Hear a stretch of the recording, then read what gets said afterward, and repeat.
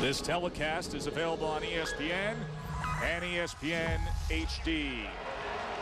Joe Tessitore and Rod Gilmore with you here in Tampa. 6:42 to go in the first. South Florida up a touchdown. Donald Brown, star running back for UConn, yet to get going. Here he gets it. And once again, not much running room on the inside, taken down by Keon Wilson. Let's look at Rod's research for UConn. Yeah, out of the lab, we got it together again this week, and first down yardage is important. They want to get about 4 yards each first down. That's why they're starting to throw the ball a little bit. Defensively, keep Grovey in the pocket. He is so dangerous when he gets to the outside, and then you got to get at least 3 takeaways. South Florida, 4 losses, 12 turnovers. So turnovers are key to beating South Florida. Well, here's an example of your research. You don't want to see 2nd and 8 if you're UConn, right? Absolutely. Donald Brown pushing forward. And Brown able to pick up 4 there. Greg Marshall made the tackle. You mentioned 2nd and long, 1st and long. That's why we saw Connecticut come out on the first drive and throw the ball on 1st down. They know that South Florida is looking for Donald Brown. There's a big red X all over Donald Brown, front and back. And wherever he goes, a lot of guys are looking for him. Brown comes off, and he's replaced by Jordan Todman, number 23, a true freshman who they say is perhaps the fastest player ever in the program. So they go reverse last week. 5 wide here on 3rd down. Lorenzen going to try to run it himself, and he's close to that 1st down yardage, and he looks like he has it. Yeah, he's a tough guy. He's not afraid to take a hit. He's about 6'4", 225. And as we watched him on tape, we saw him stand in the pocket and deliver the football as people just took whack after him, and he didn't shy away when he ran the football either. And you see it on this play. He knows where the marker is, and he just puts his head down to try to pick it up. Donald Brown back in now on 1st down. Lorenzen. That was low and incomplete. And Carlton Mitchell thought he had a shot at it. But I do like the play selection. They're throwing the ball on 1st down, trying to loosen things up for Donald Brown. Well, it makes a lot of sense because you scout UConn, and it's as easy to read as could be as to what they want to try to accomplish. So Coach Edsall trying to be more balanced early on here. And your guy Lorenzen, since he's been back, he's been effective. Todman in the backfield now on 2nd and 10. Inside handoff goes to the fullback. That's Sherman. And Sherman is chased down by McKenzie. When we chatted with Lorenzen earlier this week, he was a likable guy. He is, and he made a statement, Rod, that I thought was very heady of him. He said, you know, when I was out for the 4 weeks, it gave me time to evaluate how I can improve my game. And that's very hard to do in midseason, but he had the opportunity, obviously, unfortunately, with the injury, and he feels as though he has done that. Specifically, he's gotten quicker in releasing the football. 3rd and 8. Inside handoff to Brown. And South Florida was all over Donald Brown. Keon Wilson coming up from that middle linebacker slot to make his 3rd tackle of the game so far. Yeah, when Donald Brown is on the field, he draws a lot of attention. You see a stunt there, but they're coming. You see linebackers and linemen up around the line of scrimmage. There's just a red alert on number 34 because he is really the focal point of this offense. Desi Cullen able to get it away from the pressure again. Flag is down. Here's Marcus Edwards, who loses the ball for a moment and then is taken down at the 13-yard line, a 52-yard punt. Running in the kicker on the defense, number 35, 5-yard penalty. So a running into the kicker here against South Florida. Yeah, and remember, it really doesn't matter how accidental it is. This is protect a defenseless player. And it wasn't a big hit, but it's just enough to cause a penalty. You have to protect the defenseless player, and that is a point of emphasis of officials this season. Cameron Perkins with a costly error, and you can see the look on his face as UConn will have the opportunity to be right back out on the field offensively. Monday Night Football continues. Aaron Rodgers and the division-leading Pack. They square off against Drew Brees and that aerial assaults of the Saints. Monday Night Football on ESPN, 8:30 Eastern, and coverage begins at 7 Eastern with Monday Night Countdown delivered by UPS. Lorenzen, play action. He's going to test him downfield, and that is overthrown as three Bulls defensive backs were running stride for stride with Kashif Moore. Well, South Florida has given up some big pass plays this season, but there is no question they have speed in the backfield. You're just not going to outrun them back there unless you have track speed, extraordinary speed out there. Nate Allen and Louis Gachette back there defending. There's Wally Burnham, the defensive coordinator for South Florida. And they admit, hey, you can test us deep. Now, they're number 5 against the run in the country. But going vertical is the way that most teams have attacked South Florida. Donald Brown. Good old dose of him right up the middle to the 47-yard line. Gain of 4. Keon Wilson again on the tackle. And let's be honest, this offense is not really geared towards throwing the ball down the field. It's about giving it to that guy, number 34, Donald Brown, and good things happen when he gets the football. You see his UConn career ranking first in rushing yards, and he is knocking on the door, breaking so many records, leading the nation in rushing yards per game. Very consistent player is Donald Brown. 3rd and 6 now as Brown runs out, splits wide to the top. Looked like some motion with the right tackle that time. Mike Hicks. Ball start on the offense. Number 79. 5-yard penalty. 3rd down. Big Mike Hicks, 6'6", 321. Offensive coordinator Rob Ambrose said, hey, you look at Mike Hicks. His face belies his size. He looks like Opie. Well, Opie's got his hands full tonight because so much attention paid to George Selvey. Jared Bowie's pretty good on the other side. He's quick. And so Hicks knows he's got to be ready to go. And there is the All-American, George Selvey. One of the best pass rushers in recent college football. 3rd and 11 now for Lorenzen.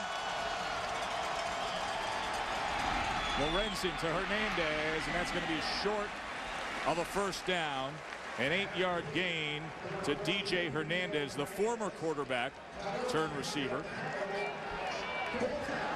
Well, you talk about being able to deliver the football and drawing attention. Selvey, they're always looking for him. 2 guys that time paying attention to where Selvey is, making sure he doesn't get a sack.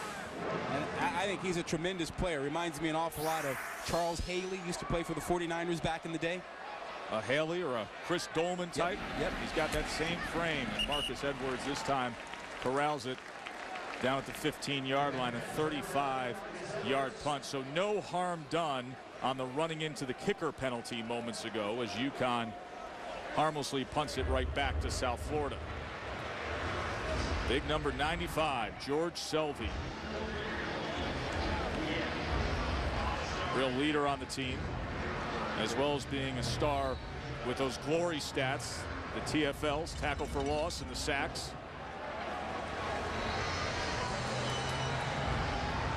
Two tight ends now for Matt Grothe.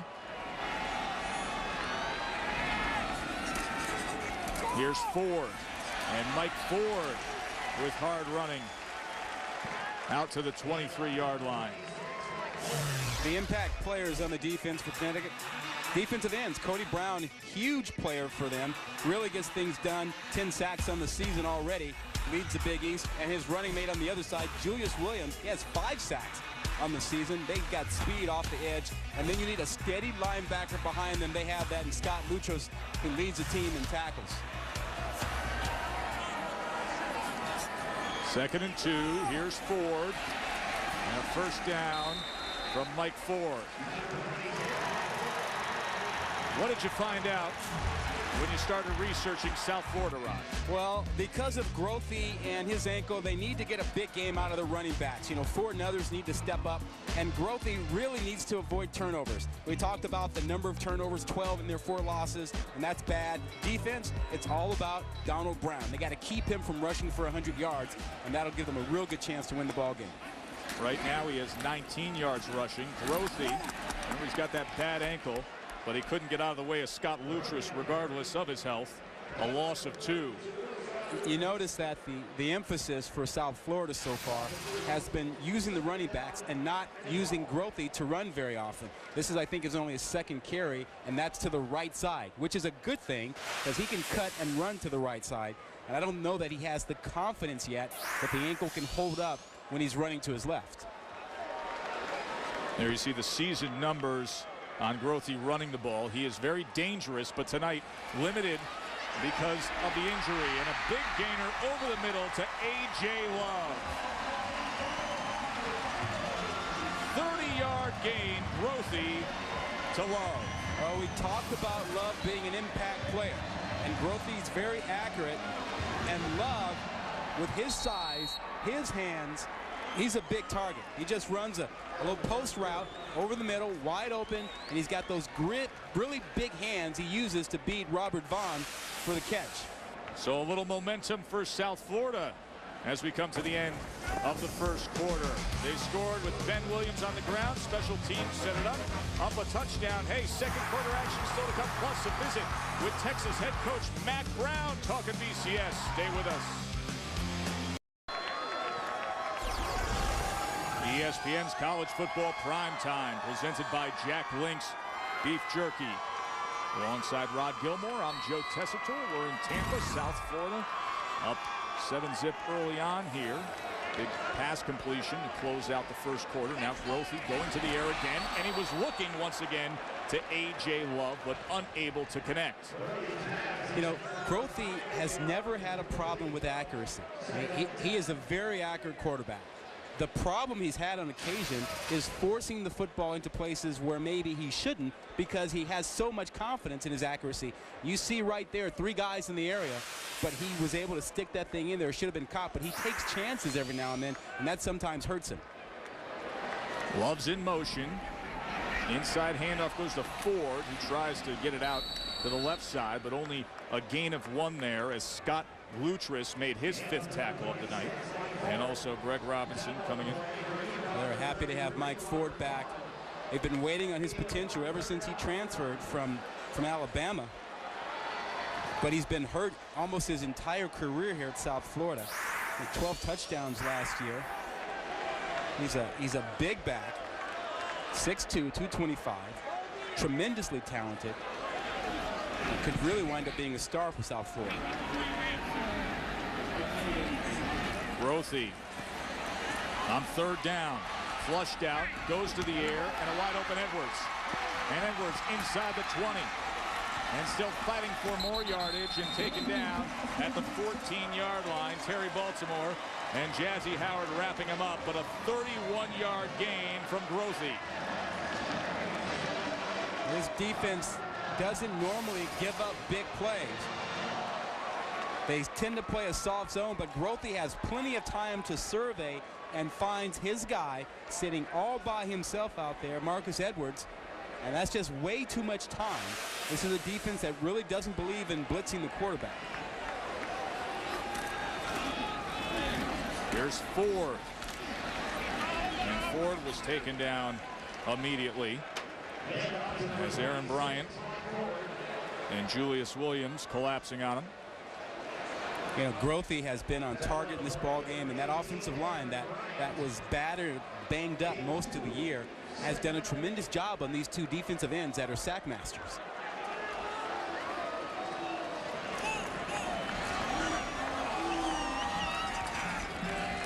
Four receivers for Grothy on 2nd and 9. Plenty of time to the end zone, but overthrown. And a penalty marker comes in on the far side of the field. That's a very late flag. It occurred down around the 5-yard line, sort of in the area of defensive holding. Ineligible receiver downfield. Now that was probably not a lineman. That was probably someone lining up incorrectly. On the end of the line? Yeah. Now, ineligible receiver downfield on the offense. Number 9, who was covered up. Yep. Penalties declined. 3rd down. Well, that's the big tight end, Cedric Hill. Yeah, what the official means by that is that you're eligible if you're the last man, the end man on the line of scrimmage, or you're in the backfield. And if you don't step into the backfield and you're in the line of scrimmage, you're covered up and you're not eligible.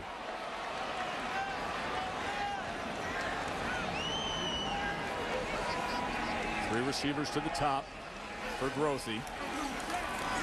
Has time again, and on the slant, and that goes incomplete. He was looking for Love. You know, they almost had the same issue with lining up to that side with the three receivers. Here's a quick slant. That's a pretty well thrown ball. Love just dropped that one. It's right there. But as they lined up, they had to remind Love and Hill to back up to make sure they weren't covered up and they were eligible receivers. Macon Baunani for a 29-yard attempt.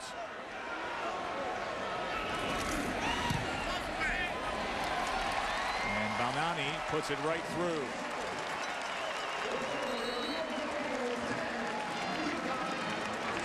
So Grothy and Love connected to get him down the field, and then Bonani adds the 3. 10-zip Bulls. South Florida's Matt Grothy with an 11-play drive capped by a field goal has the Bulls up 10-zip. Got a lot still to come your way tonight.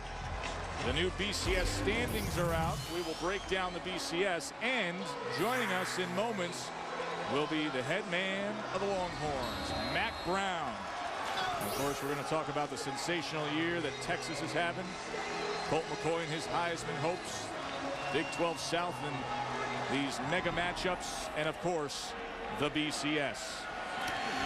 Here's Jordan Todman. Todman, and his useful feed gets it out to the 39-yard line. Well, last night it was the big showdown in Norman. Oklahoma making their case as the Big 12's best. DeMarco Murray rushed for 125 yards and 2 touchdowns. His backfield partner Chris Brown ran for over 100 yards and 3 touchdowns. And of course, Sam Bradford, 4 touchdowns. And Oklahoma all over Texas Tech, 65-21. 65 points allowed by Tech, the most in school history. Yeah, tremendous ball game last night. Donald Brown trying to get to the edge. Cuts back and just gains about a yard. And this is not a typical night of Donald Brown. You know, we mentioned last night's ball game and what Oklahoma did. I thought that ball game turned in the first quarter, 14-0. Texas Tech 4th down inside the 20-yard line. They don't go for a field goal. Instead, they go for it on 4th down. They don't get it. Moments later, Oklahoma goes down and gets another 7, 21-0, ball game over. Yeah, you jumped out of your seat when you saw that play call. I didn't understand it. Here's Lorenzen now. Downfield, and that is incomplete. It was just off the hands of his tight end, Martin Bedard.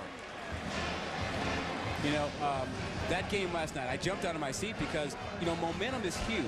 You're on the road, you're down 14-0, you haven't done anything. You need something to stop the tide, to stop the crowd, to get your offense going where you feel like you can do something. And I thought when Texas Tech decided not to go for the field goal, they really surrendered themselves, you know, to Oklahoma and the momentum right then and there. Now, speaking of trying to get momentum on the road, how about a 3rd and 9 for Tyler Lorenzen, who's 3 for 7 for only 16 yards here tonight. And the penalty flags rain down all over Raymond James. Ball start on the offense. Number 79, 5-yard penalty, 3rd down. Second time tonight that Mike Hicks, the right tackle, has had that problem. And you made a good point about what he's facing opposite him. Yeah, he's got Jared Bowie over there, who is a speed rusher, can get after you. You know, had 4 sacks coming into this ball game. And 3rd and 14, 3rd and 13, this is not Connecticut football. Now, this is dangerous territory. We're talking about a fast defense, a couple of pass rushers, and throwing the ball down the field is not their forte. This is a recipe for a turnover right here. They have to be careful. I'd run a draw play or a screen. Motion up front again, but this time, well, both sides pointing at each other. Surprise, surprise, huh?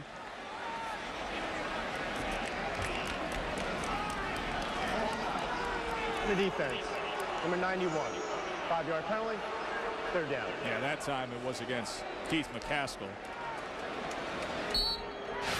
He's not a big guy in there. He's got to get a quick start. You know, he's 5'11", 215, playing nose tackle.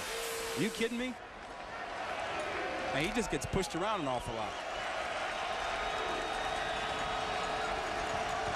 So it brings it back to 3rd and 9. Lorenzen, pressure off the edge, steps right into the pocket and goes down. And you said it, Rod, not the spot that UConn wants to be in, 3rd and long. Yeah, this is just not what they're designed to do. Dropping back on 3rd and long and throwing the football. Not their forte. Kerry McLean, 97, is the one who makes the sack there, but give credit to those outside edge rushers who put so much pressure on you. You have to step up, and there's no place to go because McLean is there.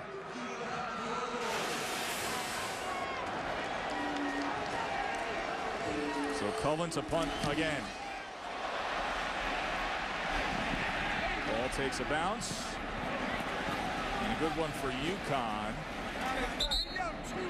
Down just over the 20-yard line. A 46-yard punt. Not much offense for the Huskies. Lots of offense, of course, for the Longhorns. And we'll visit with head coach Mack Brown at Texas when we return.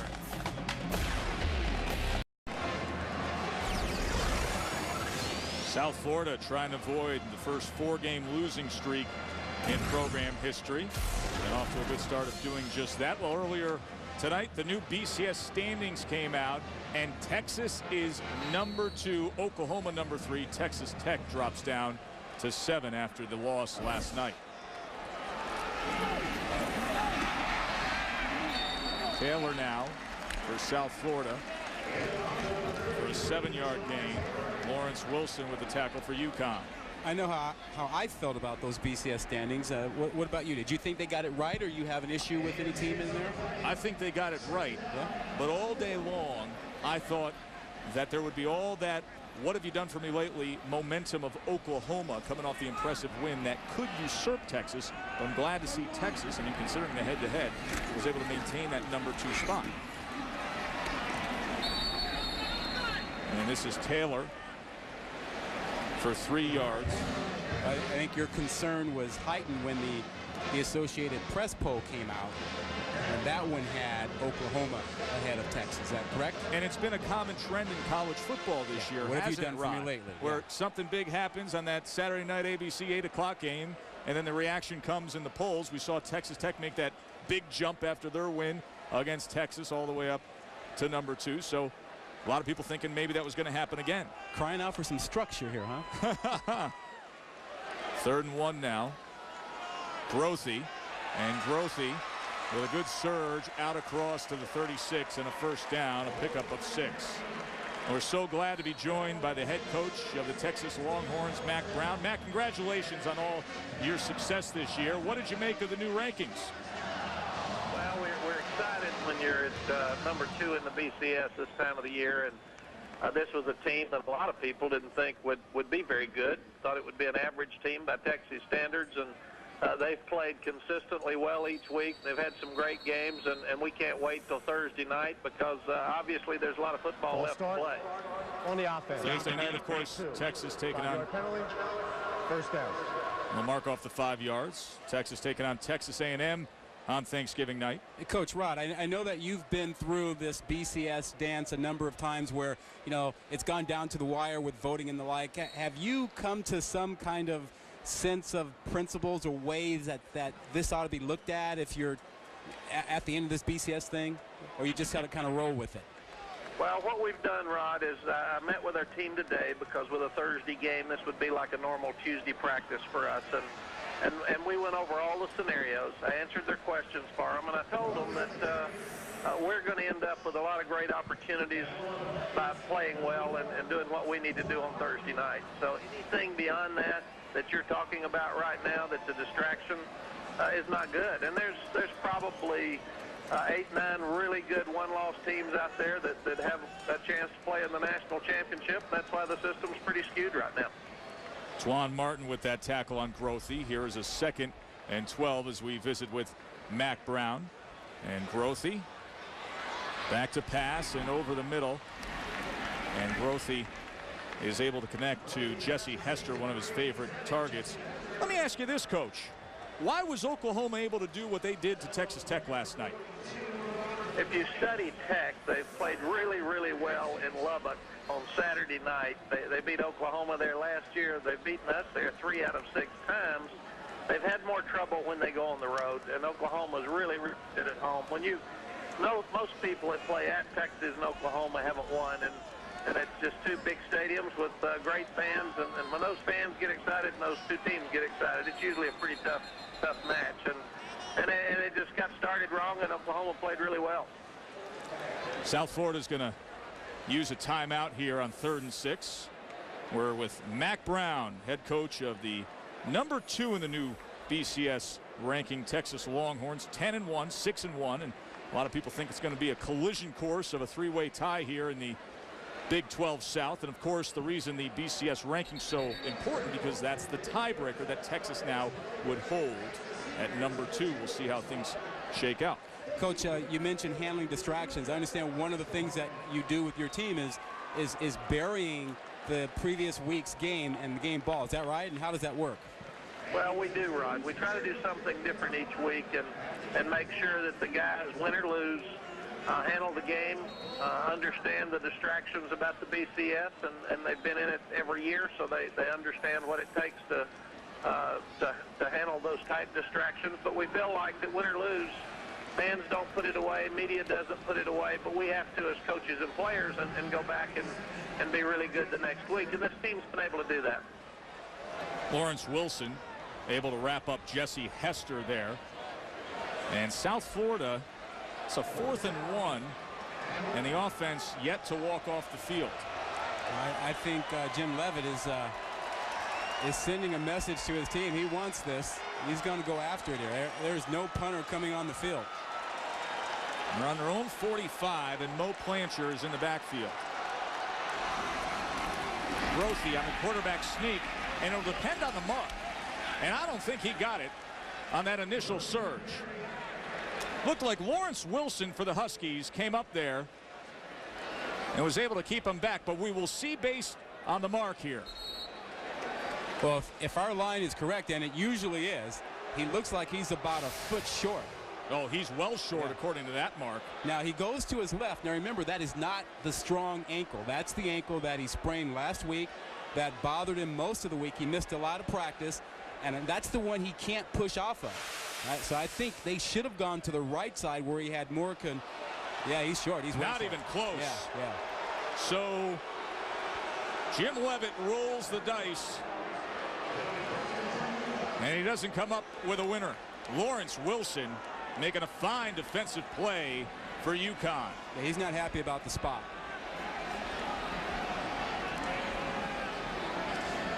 We're with Mack Brown, Texas Longhorns head coach. Texas now number 2 in the new BCS standings as Tyler Lorenzen and the UConn offense take the field. Now the officials are going to talk things over. Coach, Colt McCoy's Heisman campaign probably got some help by having Graham Harrell's bad outing last night. What would you say to a Heisman voter thinking about writing Colt's name on the top line of his ballot? Well, the first thing I was thinking when I heard you a little earlier, I would put Rod at the head of the BCS committee because I think he really gets it and he understands. So that's the first thing I'd do. I would make a decision that Rod runs all BCS decisions from now on. Secondly, if you look at what Colt has done for this football team, he's doing for us what Tim Tebow did for Florida last year and is doing this year. He's thrown for over 3,000 yards, and he's rushed for more than 500 yards. He's our leading rusher. So we would not be where we are today talking about the BCS and being number 2 in the BCS without Colt. He and Chase Clement at Rice are the 2 quarterbacks that have thrown for over 3,000, rushed for over 500. South Florida challenging the mark on this 4th down, but every appearance that Grothy was well short. Well, thanks, Coach, for the ringing endorsement. And I do want to ask you, though, I mean, you talked about this team, and it wasn't expected to be as good as it has been. Has Colt McCoy been the difference, and not just his play on the field? Is there something more that he's brought to the party than just his numbers? It is, Rod. This team's had the best leadership, I think, that I've ever been around. You just start looking at some of the seniors on both sides of the ball, but Colt stepped up early. He took over the team. He gets along so well with the guys on defense like Brian Arakpo and Ryan Palmer and and you just start with Roy Miller. There's just some great players on this team, and it's been a team that's played hard and played well each week. And then Cole's a big part of that. The offense just believes every time he gets the ball, he'll score. And he had the Heisman drive at Tech to put us back ahead right before Graham took him back down the field to score. So the original mark upheld here, and UConn takes over, and Donald Brown gets the call on first down. So, Coach, I'm sure you heard that President-elect Obama mention he'd love to see a playoff. Any reaction to that comment by the President-elect? I am in, Rod. I agree with him completely, and he played sports. He's from Hawaii and played basketball and played in college. But to me, you look at the top 10 right now in the BCS, and it's got playoffs written all over it. It'd be so much fun to let all these one-loss teams in Alabama play it off. Lorenzen on a design run, and he is immediately wrapped up there by Aaron Harris and Craig Marshall. Coach Mack Brown, thank you so much for your time tonight, and continued best of luck with the rest of your season. Thanks, guys. We appreciate you, and we'll talk to you later on. Thanks, Coach. Good to talk to you. Mack Brown, Texas now #2 in the newly released BCS standings. Alabama 1, Texas 2, Oklahoma 3, and Texas Tech drops down to 7. Okay, so you ready to make me czar now? Yeah, well, he is. He liked what you were saying. I know. I've been arguing with you for weeks now. I think they did the right thing with Texas being 2. They got the head-to-head victory of Oklahoma. It's the way it should be. Lorenzen here on third down. See if he can make this mark. And he does.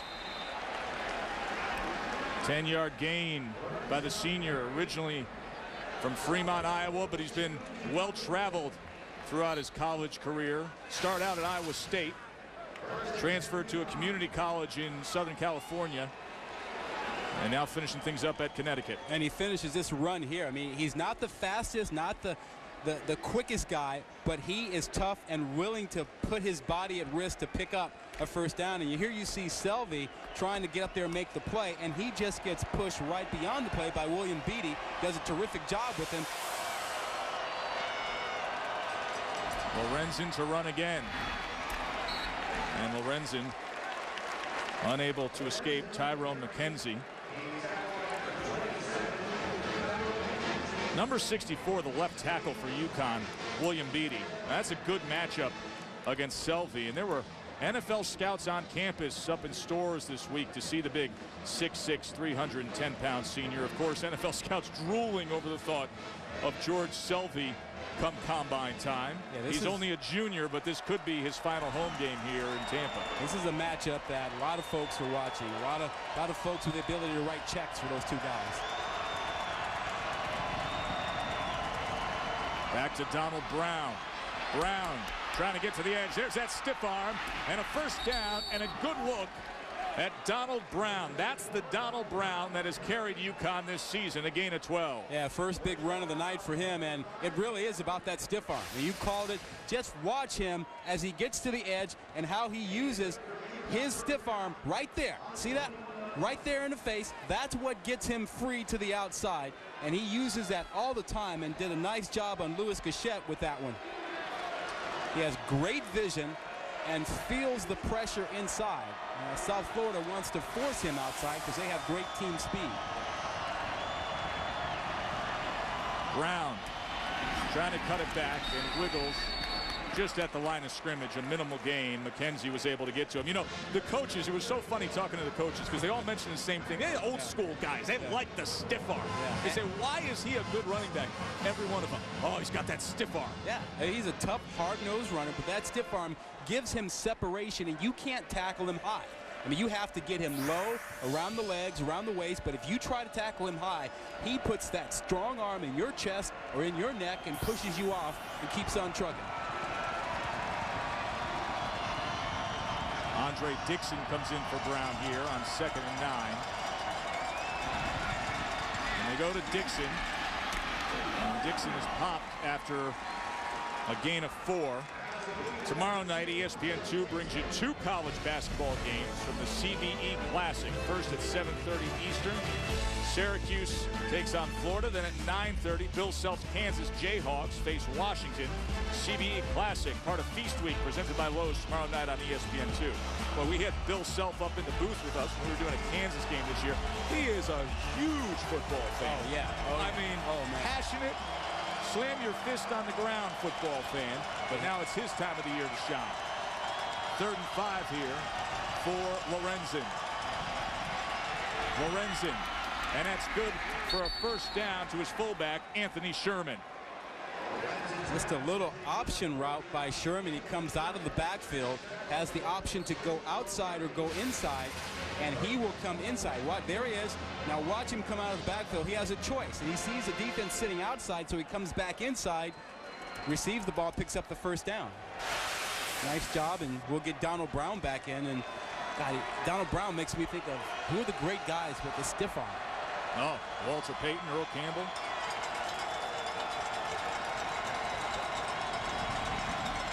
Todman gets the call this time. And it looks like he may have lost a yard.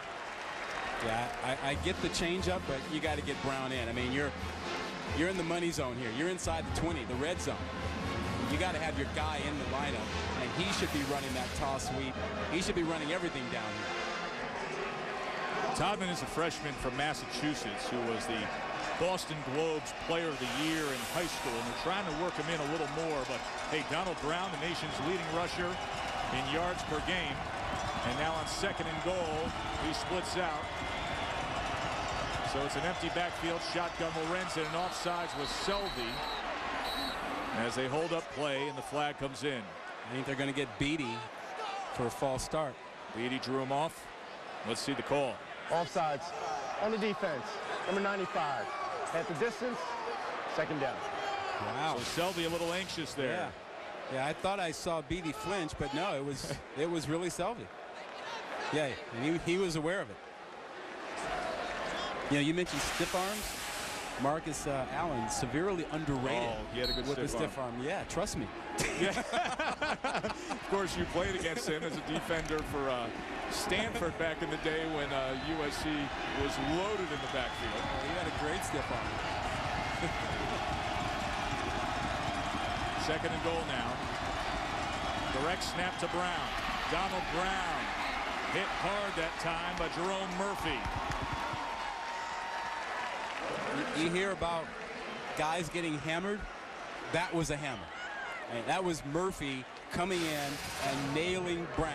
Just watch the end of this play and this hit. This is the punctuation when he comes through there. Just bam.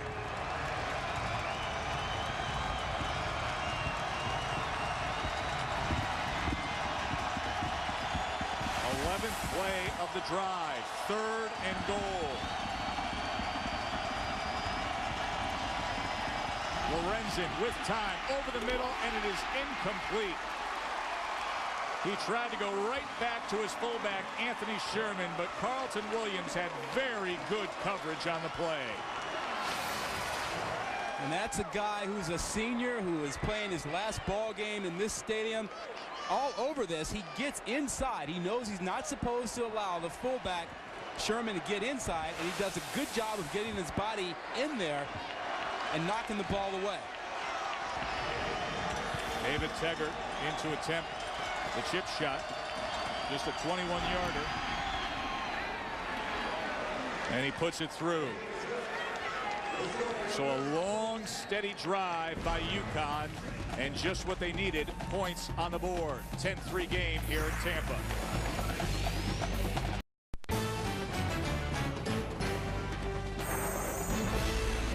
ESPN's College Football Primetime. Brought to you by the Phenomenal 4 from Mitsubishi. 4 cars, 4 cylinders, 0 compromises. And Radio Shack. Get the most from your electronics at Radio Shack, where you don't just buy stuff, you do stuff.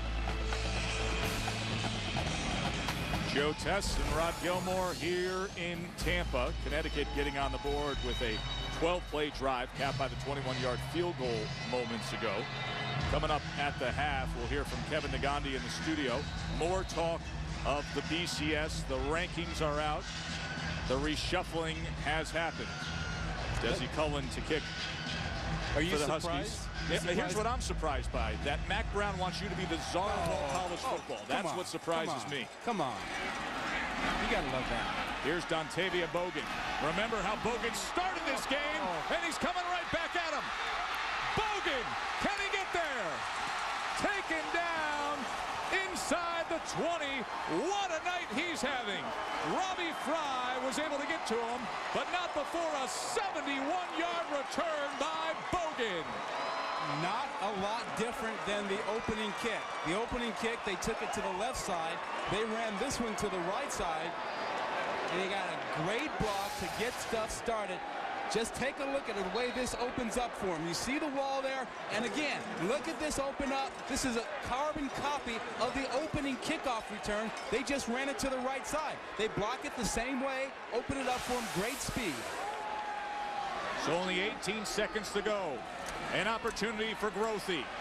Plenty of time. Incomplete. He was trying to get it to Hestern. 13 seconds remain. Well, they have time. They can manage the clock here with 13 seconds. They have a timeout.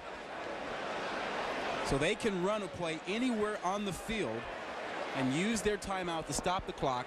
You feel right now like you have 3 points in your pocket, so you can take shots in here, but you just have to be careful and not throw into traffic. Well, they got the veteran leadership of Grothy. He's been out there for 3 years. Grothy, plenty of time again over the middle, and this ball is intercepted. Aaron Bagsby. Flag comes down as Bagsby continues to return it. And we'll see which way the penalty goes. But what a big play by Bagsby when UConn needed it most. Well, Grothy has so much confidence in his accuracy that he'll force the ball, and he forced it into traffic. During the return, legal block below the waist. On the defense, number 4, 15-yard penalty from the spotting infraction. First down. And they had 3 points in their back pocket there. And Grothy forced this one. Take a look here, right down the middle. He's throwing it to zone coverage. And take a look at what's there.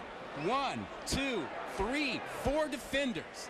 4 defenders. He tried to squeeze that ball in there. Marcus Edwards is a guy who was trying to get it to, but a lot of attention in there. Bagsby being one of the guys right there.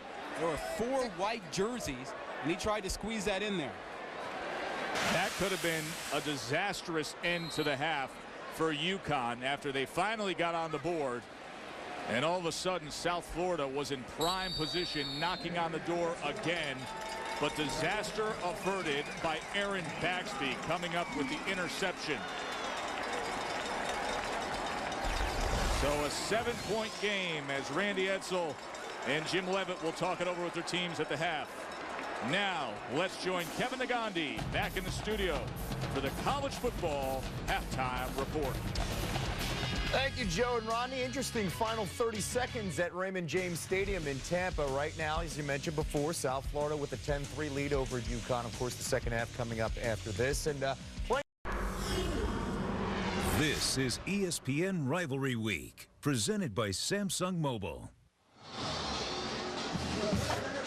We welcome you back to ESPN's College Football Prime Time, presented by Jack Link's Beef Jerky. Our score at the break, 10-3, South Florida on top. Cartoonish type offense we saw fittingly in the first half, but we want you to enjoy the Herd of Thunder South Florida marching band.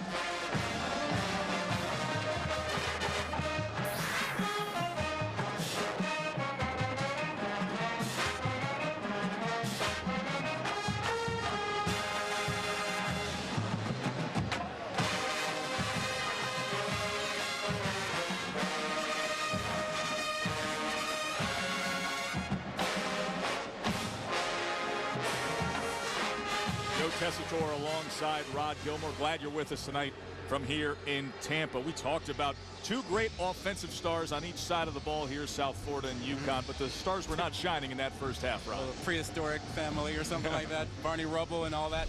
Yeah, Donald Brown struggled in the first half. Didn't have it going.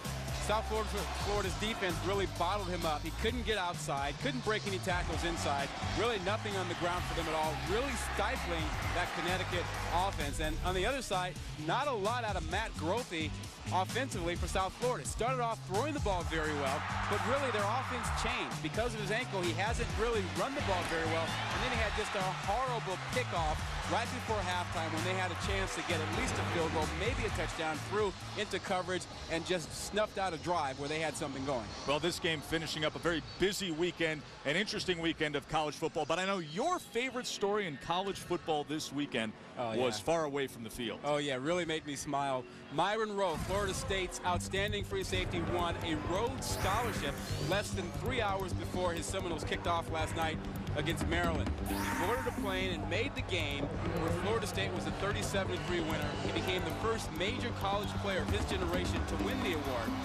One of only 32 Americans are selected each year, which funds 2 or 3 years of study at Oxford. And, you know, it's really something says a lot about what he's done at Florida State, the peer pressure there is in college football to focus on football and social life and nothing else. And Myron Rowe shows that you can really stand up and do something outstanding academically and be an outstanding football player. He's a likely first or second round pick in the NFL draft. So congratulations to Myron Rowe. Here's Todman. And UConn will start. And that field position here as a flag comes in late. During a return, nickel block in the back. On the return team, number 2, half the distance, 10-yard penalty, first down. So the Huskies will be pushed back, and let's look at our first half stats brought to you by Samsung Mobile. Well, you see the rushing yards. Both these teams like to run the football. Not anything at all going in the first half. 47 yards Connecticut, 40 for South Florida. Important fact for South Florida, though, only 1 turnover, and that was right at the end of the first half when they had a chance to get a field goal. So they're at least taking care of the football a little better than they have the past few weeks. Having said that, though, when Aaron Bagsby, the safety for UConn, made that play, that took points right off the board. Here's Brown now and straight ahead, and a good effort from Brown. One other point on that Myron Rowe Rhodes Scholarship. You got to give the flag on the play. Give credit to the NCAA for allowing him to take the private plane to get back from Alabama. After the play, personal foul on the offense. Number 28, half the distance to the goal, second down. And that's going to drive Coach Edsall absolutely crazy there. It's going to put his team inside the 10-yard line. It's Marcus Easley, who's the senior wide receiver. And he's getting a whole lot of Edsall chat on the sideline.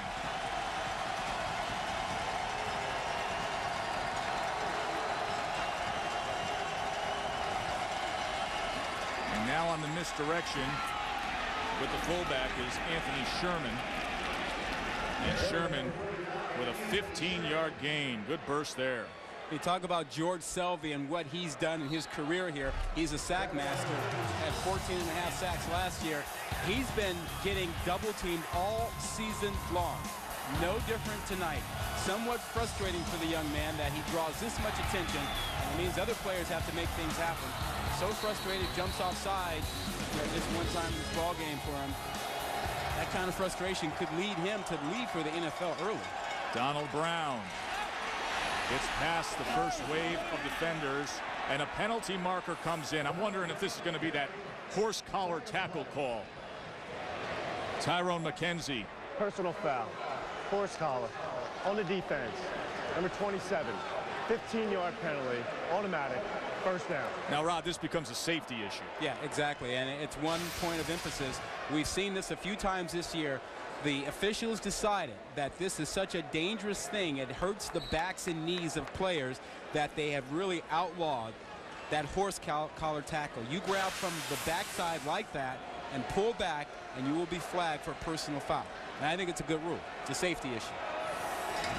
So with the penalty, first down out to the 46, and Donald Brown takes it to midfield, a gain of 4. I want to go back to Selvey for a moment. You share my concern that he may leave early for the NFL simply because, you know, of all the frustration this year. I mean, he's drawn a lot of attention, and the game isn't quite the same since he can't really get after the quarterback. He gets 2 or 3 guys after him every play.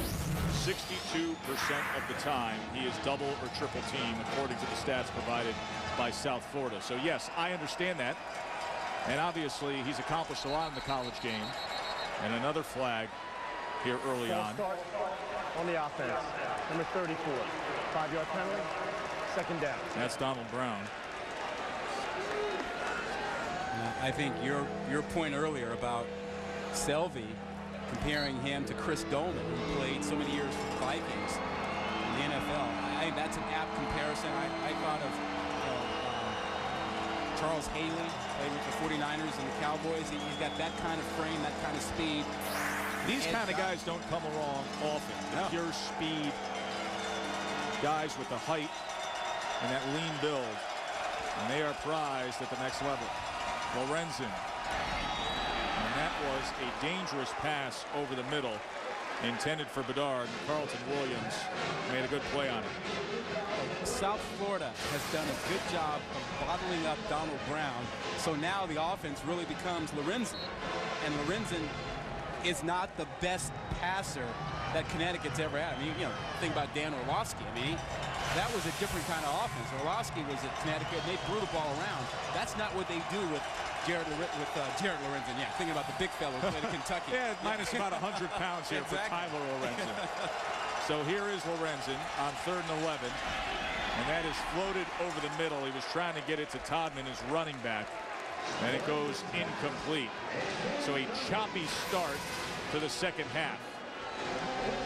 Yeah, Lorenzen wanted a pass interference call, but no.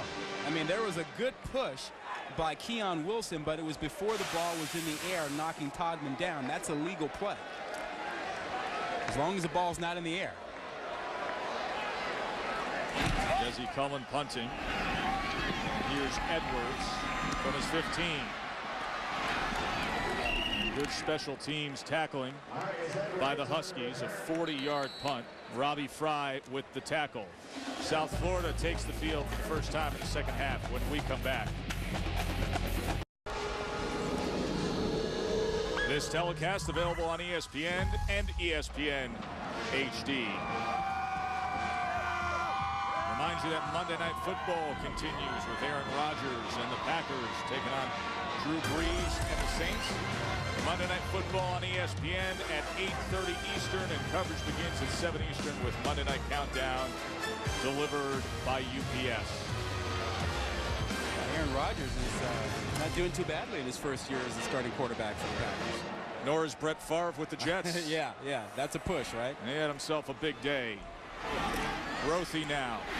And Grothy able to connect close to first down yardage to Dontavia Bogan, and that is good for a first down. Bogan, of course, spectacular special teams efforts with the kickoff returns in the first half. Hey, Tess, have you noticed the trend in college football for quarterbacks and offensive players to look to the sideline and get a play from their offensive coordinator after the defense? We've seen it plenty this year with Kansas and now South Florida a couple times. There's Mike Ford. What exactly is the purpose to that, Rod? Yeah, you know, it's one of those deals where it allows the offense to get into the best play they can against the defense. So what they do is they come to the line of scrimmage, they get set, and they try and get the defense to commit to a play. If the defense is going to blitz or whatever, they try and see that. And then once the defense is set, they look to the sideline to see if the coach wants to change the play. And here they look at Carl Franks, the running back coach. There's a good look at it there. And now the option to the near side. Grothy gets it to Taylor. And Taylor is taken down immediately by Robert McClain. That's a 4-yard loss. Yeah, that's a nice job for McClain, who actually stepped in for Darius Butler, who got hurt early in the season, and it does a nice job on the corner out there. But here again we see the South Florida offense. There's Franks in the box, the right of the screen, signaling in the initial play. They'll take that play, and go to the line of scrimmage and then see if they can get the defense to commit to something. And then if they need to change the play, they will look to the sideline. No need to change it. Grothy on 3rd and long. Gets free. And now he's going to run it. And Grothy is forced out short of a first down by McClain. Robert McClain coming up with back-to-back plays. And McClain has himself 6 tackles on the night. Very nice job in the secondary. Here you see them just sitting back there. It's going to be a nice soft zone. And you see right here, deep coverage everywhere. Deep coverage. They're not allowing anything deep. They're settling in and allowing short routes only. No place for Grothy to go with the football. So Delbert Alvarado on to punt. And a dangerous Jasper Jazzy Howard back at the 25. It's a high lofting punt. A fair catch called for inside the 20. So both offenses yet to find their groove here in the second half. South Florida by 7.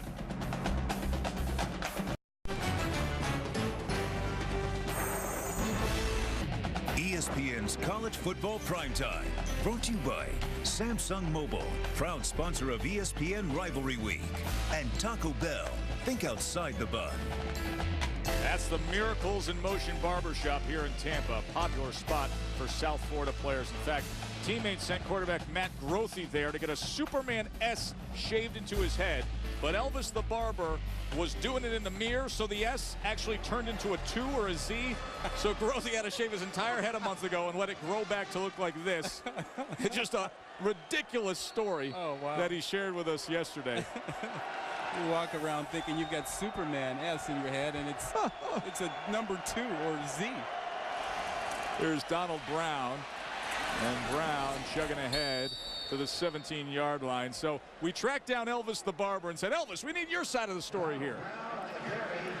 Matt was introduced to me by his teammates, and he came in, he said he need a Superman in his head, and I put the Superman in his head, but the S was backward in the symbol. So I'm sorry, Matt, that it was Zorro instead of Superman. That is a classic. 2nd and 5, high formation with Brown. And Brown moved. He's going to get his 2nd false start of the game. A false start on the offense. Number 34. 5-yard penalty. 2nd down. There's that little move there. But how about the other part of the story? He's walking around thinking he looks good, but he's not. I love when he said, I went home and my girlfriend saw it and she said, what are you doing? He said, nothing, I have a Superman on this. She said, no, that's a 2. He didn't believe her. She actually took a photo. She took a picture and had to show it to him. So, and then he said, oh boy. He said he would have walked around for days. Thinking he's Superman, but instead he's Zorro. Oh, what's that funny looking 2 in your head, man? 2nd and 10, Lorenzen trying to escape and somehow makes positive yardage out of it. How about that effort from Tyler Lorenzen? 13-yard pickup. He's the running game. And Lorenzen has become the running game. And you're talking about a guy who had a broken foot, but he got a great block from Anthony Sherman on Keith McCaskill. And that allowed Lorenzen to pick up a 1st down. And this is a guy who had a broken foot, and now he's taken over as a star running back for Connecticut. He's the more mobile quarterback tonight of the 2. And Grothy dealing with his sore foot. Lorenzen coming back and feeling like he's improved himself. Brown now. And Brown out close to the 30-yard line, taken down by Carlton Williams. Williams with 4 tackles tonight. You know, Connecticut has almost given up on trying to get Brown to the outside. You know, because of South Florida's speed, they've been running him inside. Remember how we watched him on tape an awful lot? Option and getting him to the outside. He bounces things, and Brown's not bouncing anything to the outside tonight because of South Florida's superior speed. Everything's inside, in tight for him.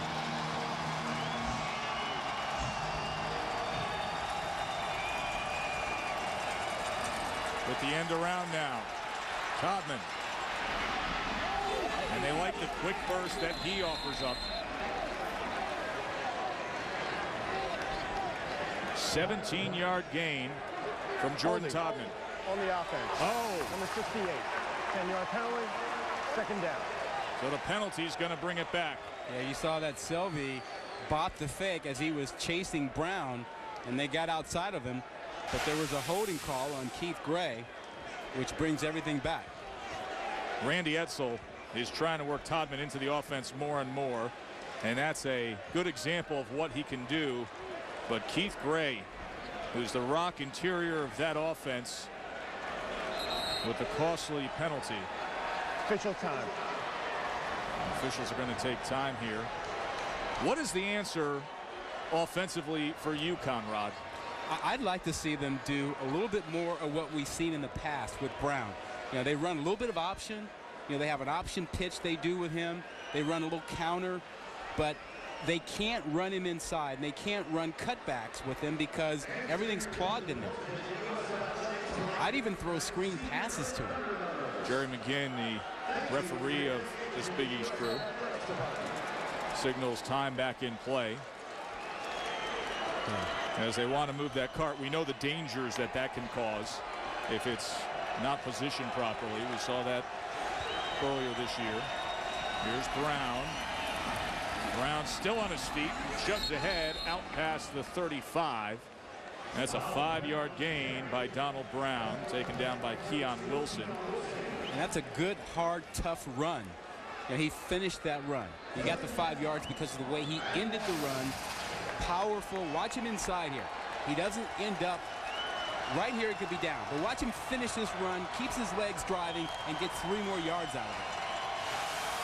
So it's 3rd and 1 now. Do they go back to old reliable? Here's Brown. And Brown has the first down. So now Donald Brown making more of an impact here on this game. And we talked about their need to get 4 yards on first down, to stay out of 2nd and long and 3rd and long. And here's another opportunity to get that as you look at this replay. Again, finishing the run. Donald Brown runs hard, low inside to get that first down. But I'd like to see him throw the ball, screen pass, you know, something to get Brown outside. Todman now gets his opportunity, and he is bottled up right away by Tyrone McKenzie.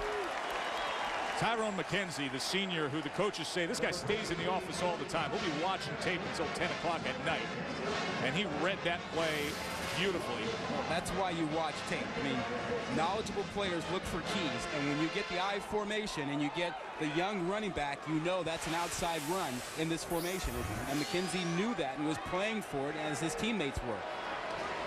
13 tackles on the night for McKenzie as you see the play selection for Connecticut, now facing a 2nd and 15. And Rod, you talked about the long distance situations when they get into those spots. Not a good look for them. Flag comes in as Lorenzen just trying to survive the rush by Selvey and company. Pressure came by Jared Bowie off to the side. Offsides on the defense. Number 90. 5-yard penalty. 2nd down. And that's why Bowie was getting the pressure. Jump the gun. Yeah, he's on the right side. There you see the jump. Pretty easy to find that one. He got up in the backfield in a hurry trying to guess the snap count. And you're taught to not guess, look for movement or look for the ball. You don't guess. So it brings it back to a 2nd and 10, and Donald Brown comes back into the game as the lone back for the Huskies. Brown right up the middle, and now a much more manageable 3rd down. 7-yard gain by Brown. And that's an effective play call. That's a draw play, creating a little bit of space, a little bit of room where Brown can use his cutback ability, use his vision. He's got excellent vision as a runner. He sees creases, he gets in the hole, and he gets out of the hole in a hurry. There just haven't been many holes tonight. Randy Edsall so impressed by Brown's work ethic during the offseason. And now he's in the slot here on 3rd and 3. Lorenzen sends the fullback in motion. Three-step drop over the middle, and that is complete for a first down. And Kashif Moore was taken down immediately by Louis Cachette.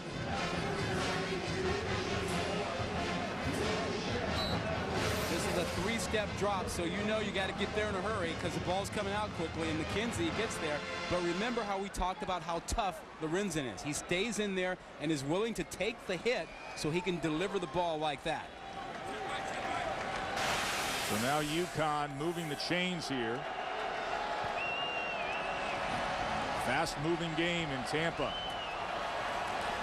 And what a good swarming push by that front four of South Florida. 4-yard loss as Tyrone McKenzie and the rest of the Bulls met at the ball carrier. A great penetration. McCaskill 91 was in there. McKenzie 27. Just look at how they reestablished the line of scrimmage here. Look at all this here. They have dominated up front there. They've taken control, knifing in so that there's nowhere for anyone to run. You got 4 shirts there. McKenzie creating a lot of pressure. It's a 1 tackle for loss and 15 tackles. Lorenzen bobbled the shotgun snap. He's running straight back, just needs to get rid of it. And he does. Craig Marshall and Aaron Harris were chasing down Tyler Lorenzen. Well, the South Florida coaches wanted to get him for a grounding call, but he managed to get himself outside the tackle box. You know, he's out to the hash mark and was able to throw the football away, so no call on that. But again, a long 3rd down. This team is not built for 3rd and long. And here comes Mr. Selvey, perhaps. Watch out for 95. They'll put a couple bodies on him. You got to think.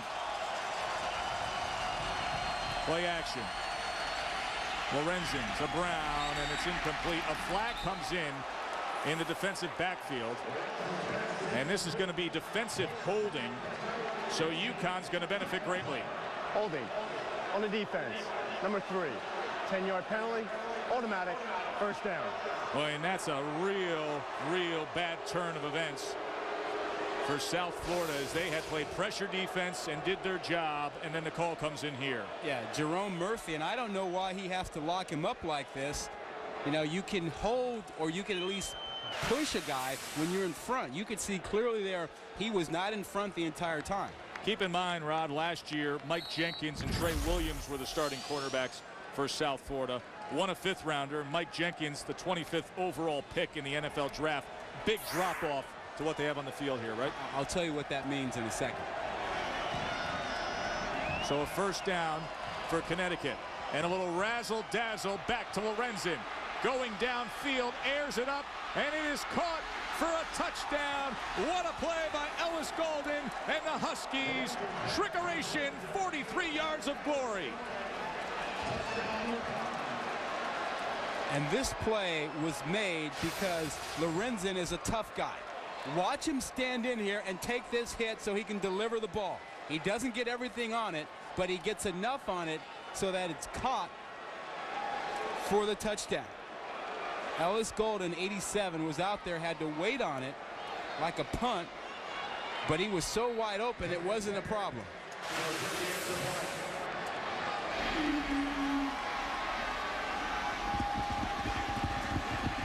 Extra point to tie it up. And it is up and good. So offensive coordinator Rob Ambrose and head coach Randy Edsall, they sensed it, they smelled it, they got it. The trick play. Ellis Golden hauls it in, and we got ourselves a tie game in Tampa.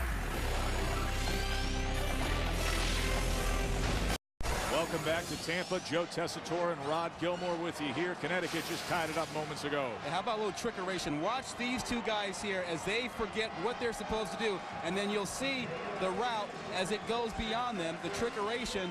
They are responsible for ensuring the deep pass. They never do. They see that Donald Brown touches the ball. They come flying up, and Golden is all by himself. Donald Brown, Todman, back to Tyler Lorenzen. And Ellis Golden just hauls it in for a 43-yard touchdown pass off the trick play to make it 10-10. An important game for two teams that started the year 5-0, had high hopes, stumbled, and now are both trying to finish strong and get good position for a Big East affiliated bowl game. And now here's the tight end on the return here. And as you see, Cedric Hill bringing it out to the 35. Here's a Sports Center right now with Kevin Nagandi. Thank you, Joe. The Titans' undefeated season came to an end at home. Brett Favre had 2 touchdown passes as the Jets won their 5th straight to improve to 8-3. Titans now 10-1 following the 34-13 loss.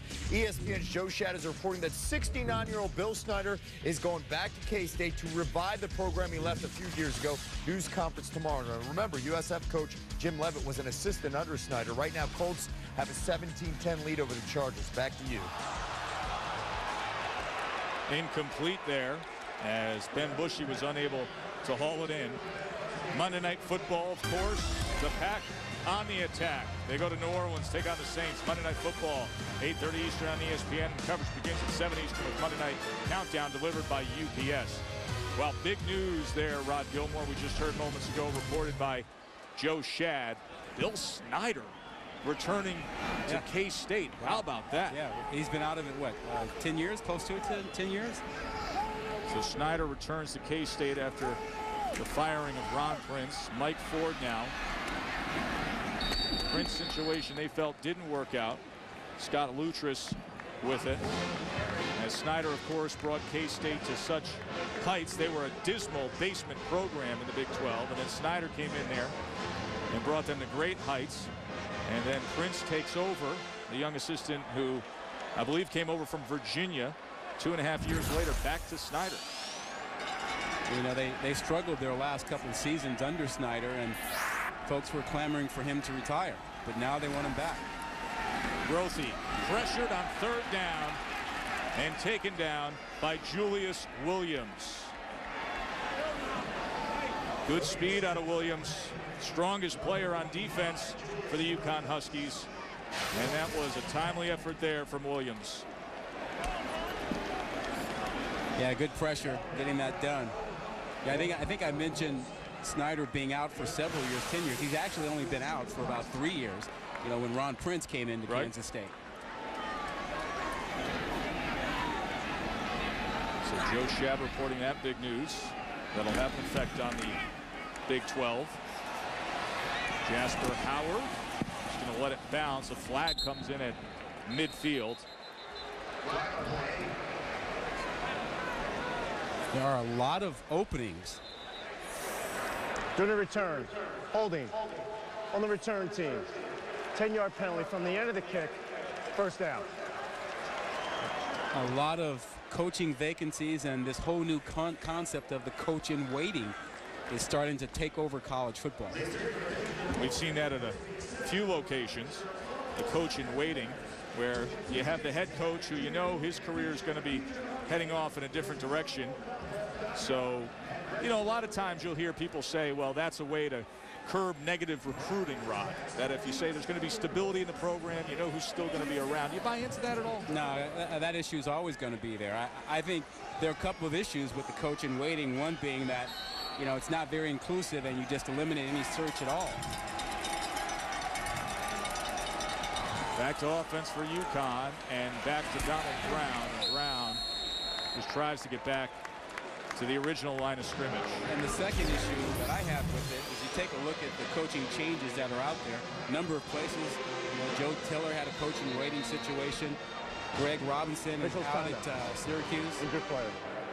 Greg Robinson going out on quite a high note yesterday. Yeah. Philip Fulmer out at Tennessee. Big names there. Tyrone Willingham at Washington. The list goes on. Tommy Bowden, Clemson. Rocky Long surprisingly retired. And San Diego State fired Chuck Long today. And Joe Glenn also fired today. But the second point on the coach in waiting is that the existing head coach tends to have a lot of influence as to who the coach in waiting will be. And I know a lot of folks want continuity, but if you're a fan of the Art of War, I love the art of war. Art of war. Coach me up on the art of war. You What look does it outside. say? You look outside. You don't come from within. You bring in new blood, new leadership. Well, here are some of the notable coaches in waiting. Obviously, Jimbo Fisher, the offensive coordinator of Florida State, going to take over for the legendary Bobby Bowden. Purdue, that move is happening.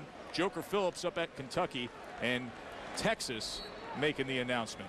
What I worry about is that if the coach in waiting phenomenon continues, you won't increase minority hirings, and there's a desperate need for that in college football.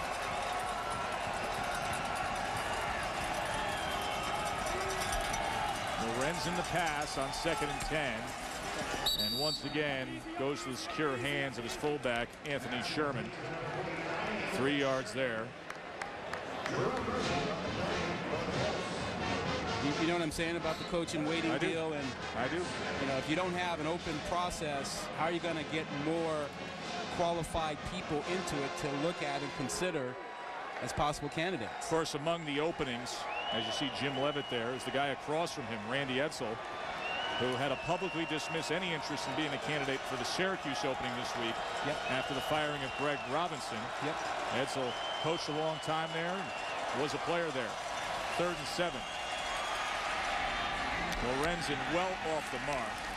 Threw it high over Kashif Moore.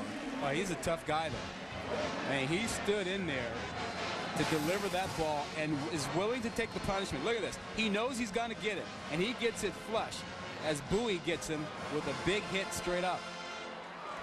Based on your conversations with Randy Edsall this week, did you get the sense that he's not interested in the Syracuse job or not interested in moving on at all?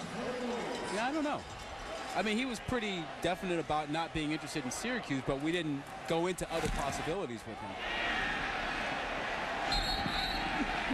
And that's off to the side and out of bounds. The punt by Desi Cullen. He did an interview at Georgia Tech last season. Also was the defensive coordinator at Georgia Tech. And that is the end of the quarter. It's the end of the 3rd quarter. All tied up. UConn with the trick play to make it a 10-10 game.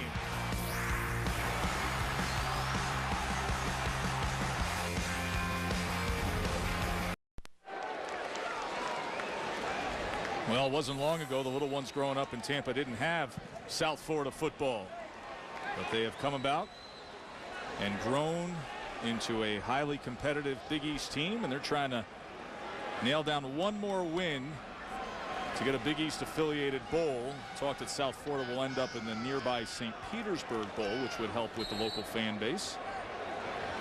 UConn, as things are right now, could be in the International Bowl in Toronto, but both teams with a chance to improve their postseason standing if they can get a win here. Here's Grothy still on his feet, and Grothy able to get it to the 41. Let's update Rod's research for South Florida. Yeah, we had some keys to look at from our film study during the week, and we said the running backs had to have big games for South Florida, and they have not done that, which is why they've struggled to move the football. Grothy has, for the most part, protected the football. Only one pick, but a key one right before the end of the half, and their defense has done the job so far. And Donald Brown has not run wild on them.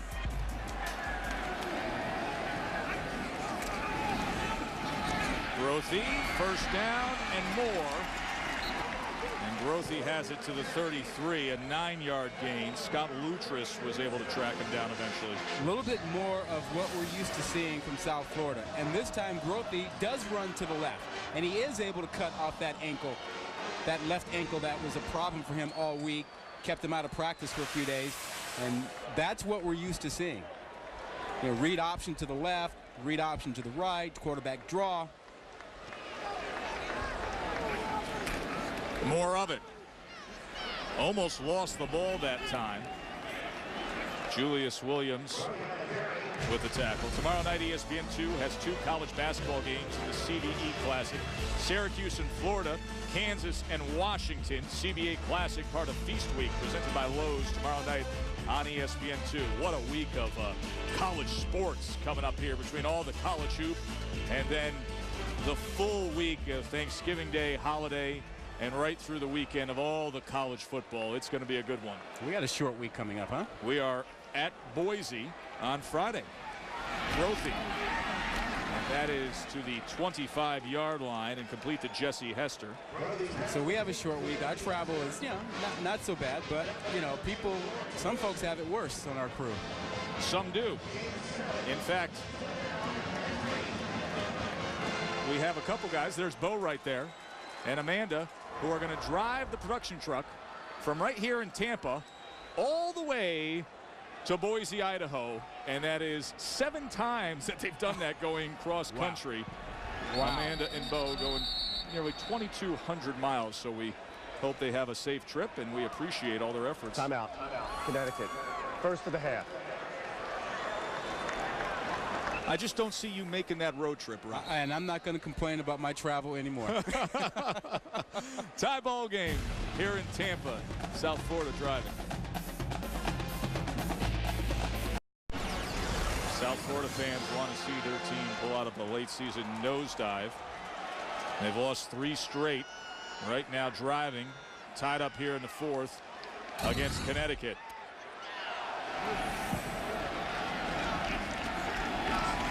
Taylor gets the call. First down by Taylor. Right through the middle of that UConn defense and into the end zone. Jamar Taylor.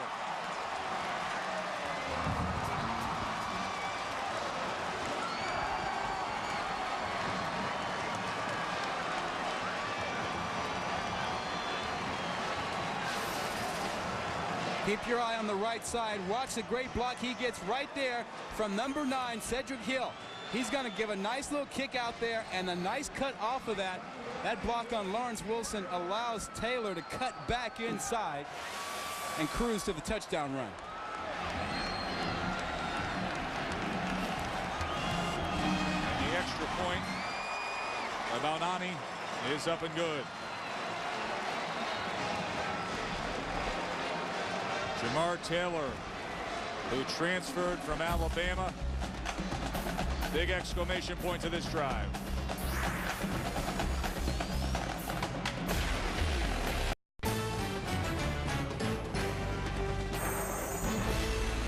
ESPN's College Football Primetime is presented by Jack Link's Beef Jerky. Feed your wild side. And in part by RBS, the Royal Bank of Scotland Group. Make it happen. South Florida's head coach Jim Leavitt made the comment to us yesterday. He said, we finally got our big guns at running back healthy. And we saw what a healthy Jamar Taylor looks like when he hits full stride. 25-yard touchdown has South Florida back up 7. Taylor and Ford, both transfers from Alabama. Balnani with a high kick that's fielded by Todman. And out to the 36. Touchdown runs come off a great block, and we showed you Hill's block. Mark Dial also gets a great block. Watch him as he comes in here and walls off. He's going to get 2 blocks on this, and that's going to open things up for Taylor as well. There's the 1 block in there, then another, and then this one right here. That block is the second block in addition to Hill's block that opens up that second level that gives Taylor a lot of room. Tremendous blocking on that touchdown run. Mark Dial, they say, is the best overall athlete of the group up front. You saw a perfect example of that statement being true as Brown is taken down by Bowie. Monday Night Football, good one. Packers against the aerial assault of the Saints. Monday Night Football on ESPN at 8:30 Eastern, and coverage begins at 7 Eastern with Monday Night Countdown delivered by UPS. Is this not one of the best weeks for sports? You get Monday Night Football, then you got all the holiday stuff. How great is Thanksgiving? Oh, I mean, let's just cut to it, Rod. Is there a better holiday than Thanksgiving? Food and football and all. I mean, come on. Who are we kidding? Brown. Shifty in the inside there, and Brown gets to the 41. Jared Bowie found him. And now for our Sonic Rivalry recap. Longhorns and the Aggies. We talked to Mac Brown earlier tonight, and they're going to hook up Thanksgiving night. Wow.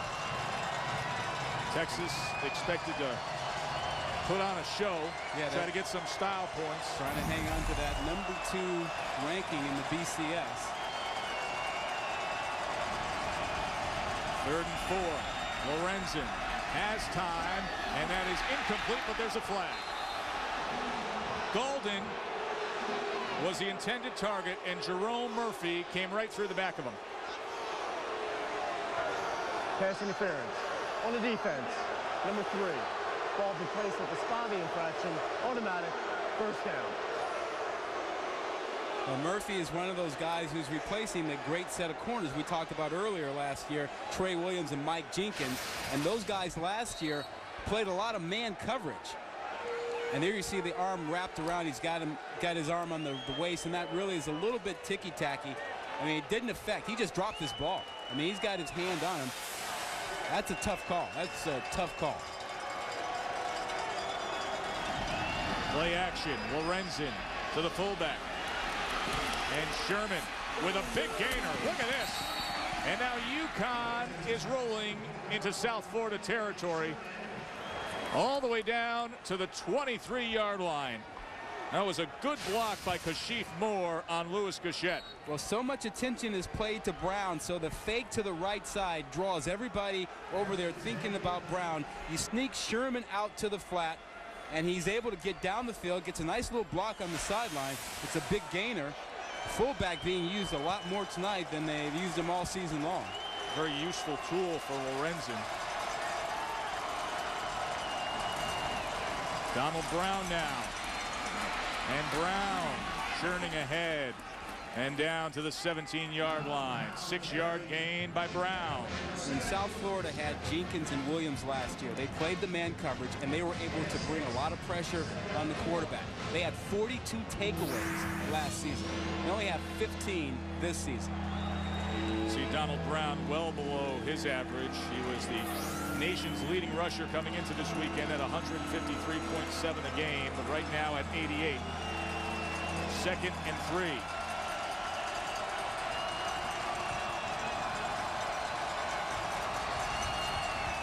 Here's Brown again. Taken down in the backfield by Jerome Murphy. Remember, it was Murphy who had the PI call that kept this drive alive. And because of the speed of the defense, they want to force Brown to bounce things outside. And you'll see the speed. Murphy comes up in a hurry. You see him, Brown being forced outside, spilled to the outside, and there are a lot of green shirts there to make the play.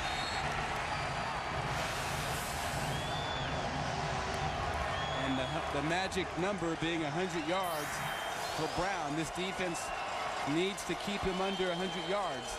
They do that, they feel like they've got a pretty good chance of winning this ball game.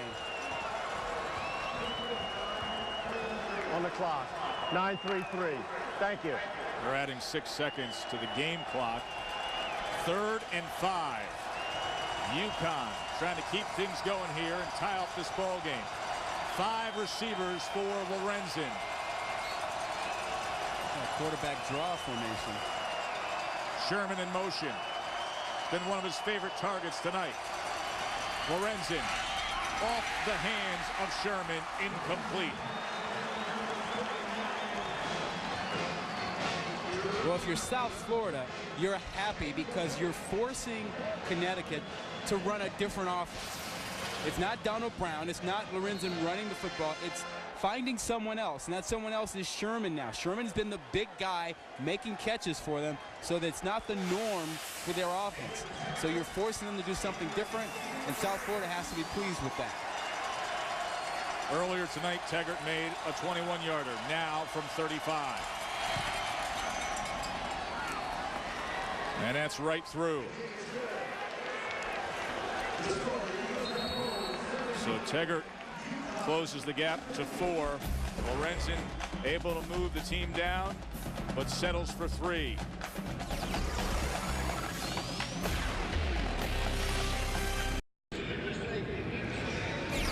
Welcome back to Tampa.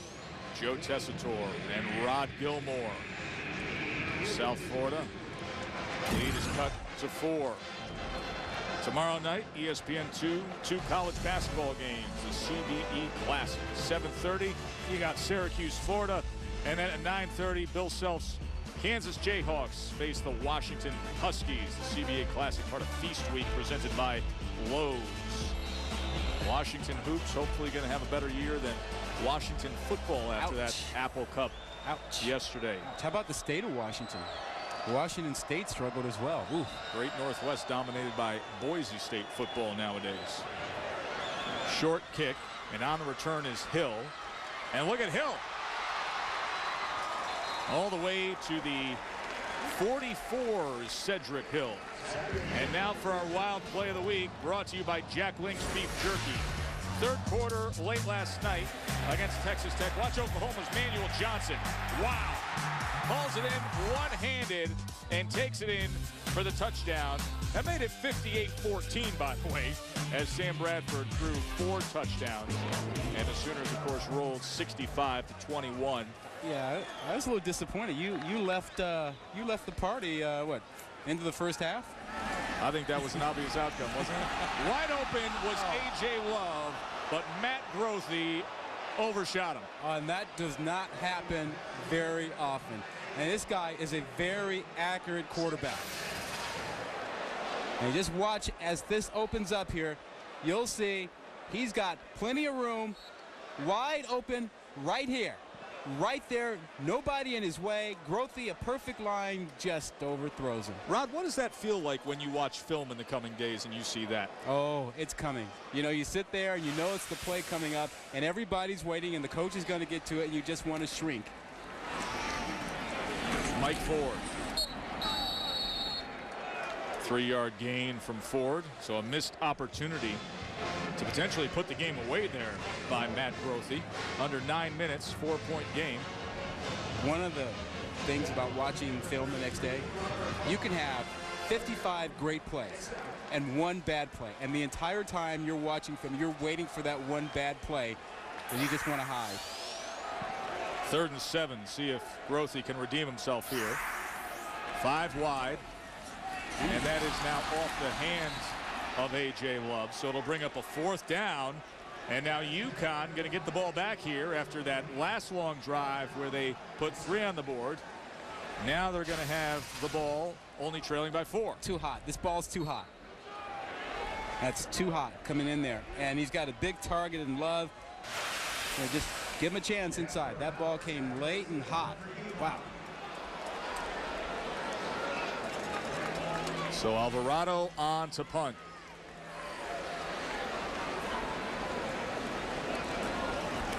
Here comes the rush. Gets it away. Loose ball.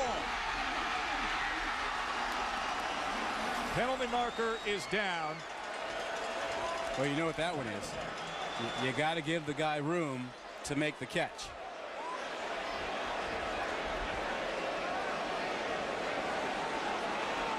And that's what they're talking about now.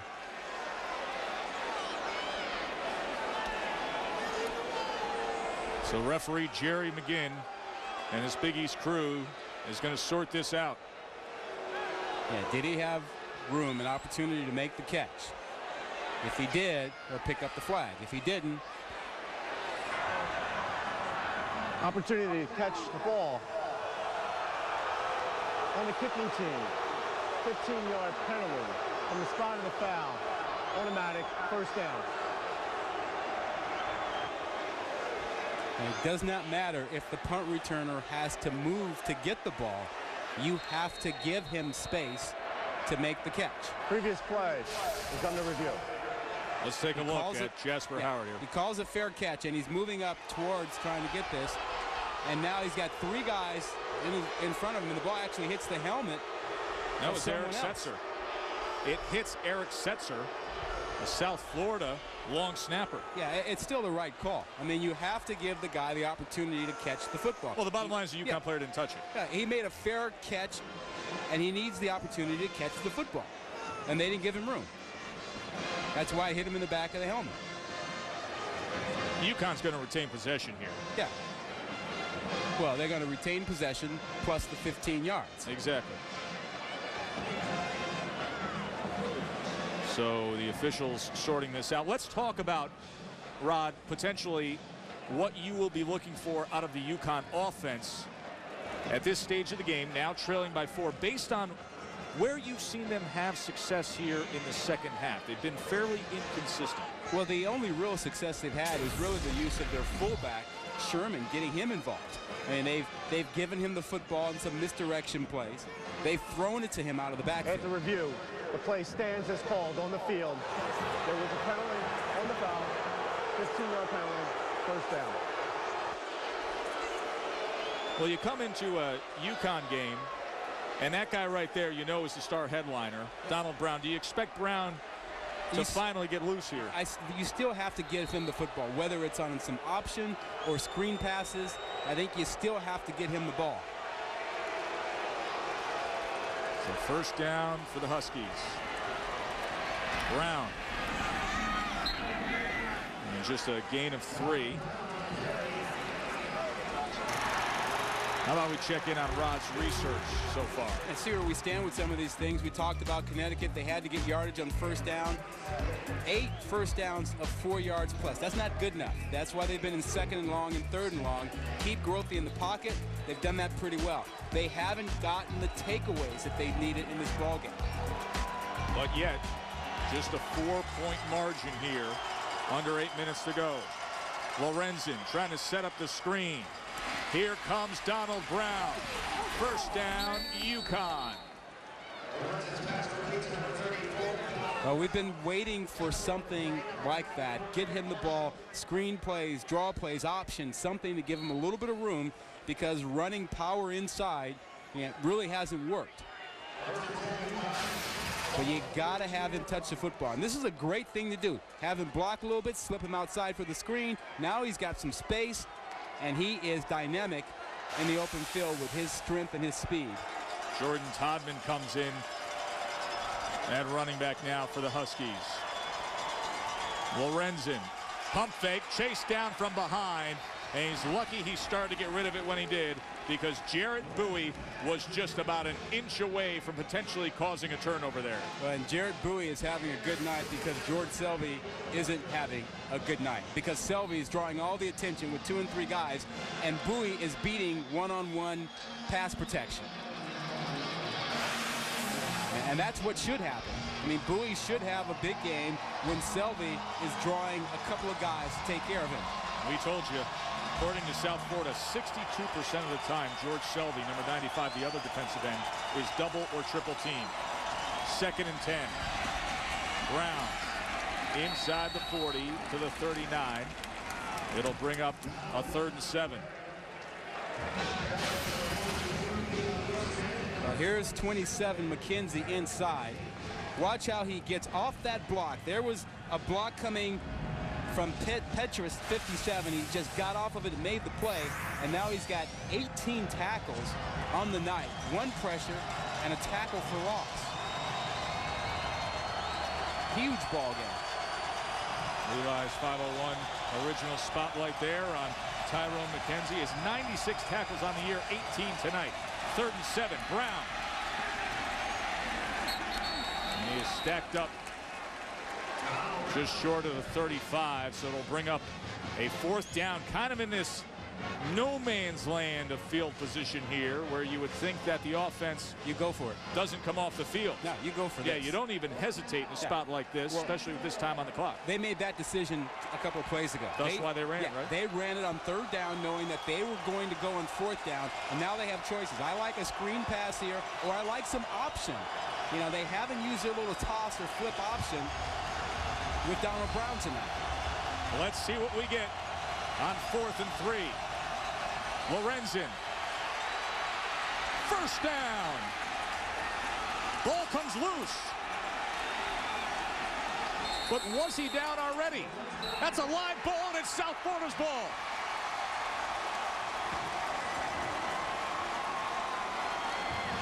I thought he was down. I thought so too. This is going to be looked over, and you can see the emotions running high as Connecticut fans concerned. But you be the judge. Knees down. Well, ball's coming out. That is so Previous close. play is under review. Wow. That was bang, bang. I saw his knee down, but it looked like the ball was coming out, and it was almost simultaneous from that first angle. You see from here, I think he might have lost that football on his way down. You know, in real time, Tess, it looked to me like he was down, but now from this angle, it looked like he might have been losing the ball as he was about to touch his knee down. What a big call this is going to be. It's either going to be a first down for UConn or a fumble recovery by Keon Wilson in South Florida. Yeah, now remember, you need conclusive evidence to overturn the call on the field, and the call on the field was fumble. So now you must have something clear that he was down.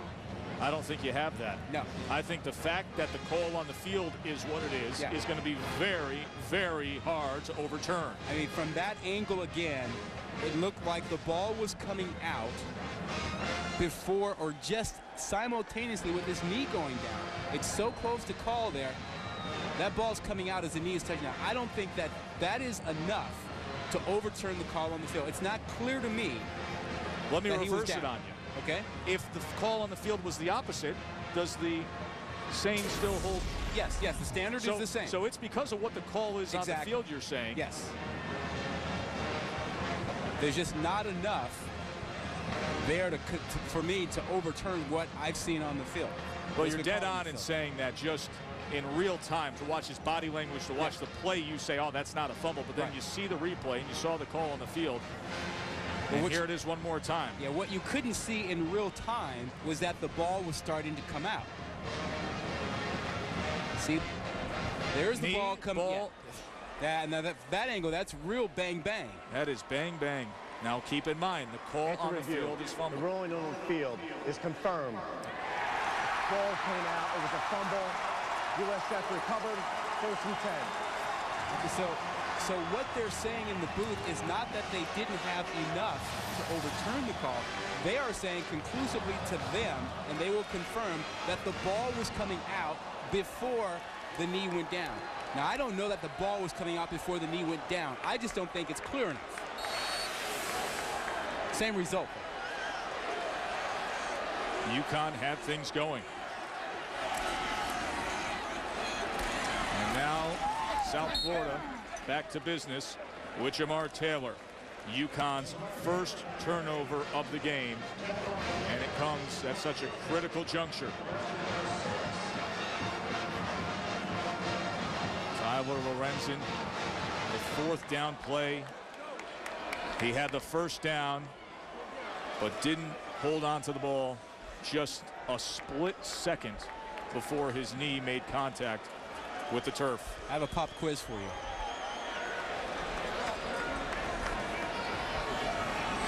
Second and 7 now out of the gun. Taylor. Pop quiz. All season long, we've talked about it. 4th quarter, how do you win ball games? You run the ball. You run the ball, and you have what else?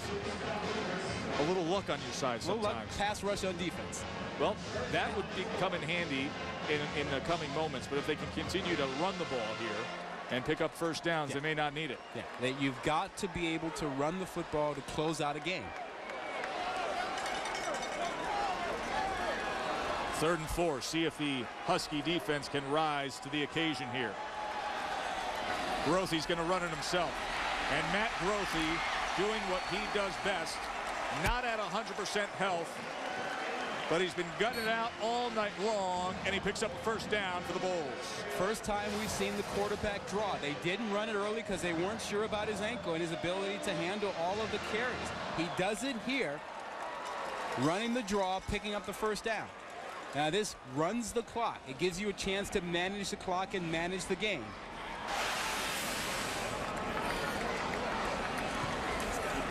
Grothy again keeps it himself. Now talk about managing the clock, managing the game. He snapped that ball with 13 seconds left on the play clock. Right? Yep, too much.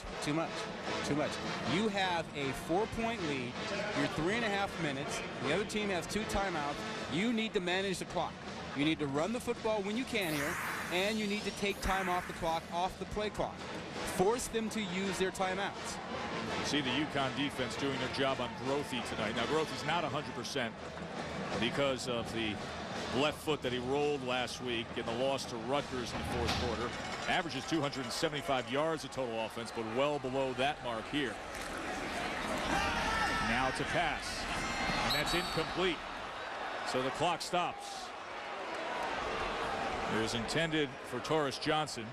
Yeah, and the problem with that second down play is that now with the incomplete pass, you have to throw here on third down. And if you don't complete this pass, now you've stopped the clock again. And you're giving the ball back to UConn. Yep.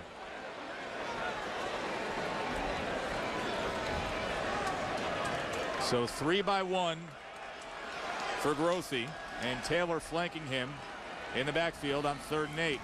Design quarterback run. Grothy. Look at that. Right on that first down line. It'll depend on the mark. Gutsy and a good call.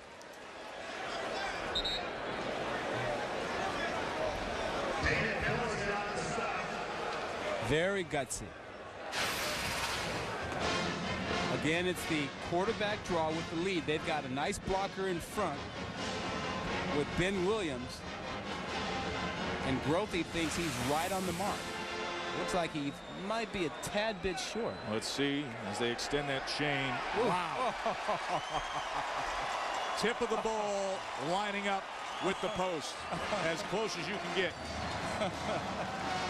So the design quarterback run on 3rd and 8, and it pays off.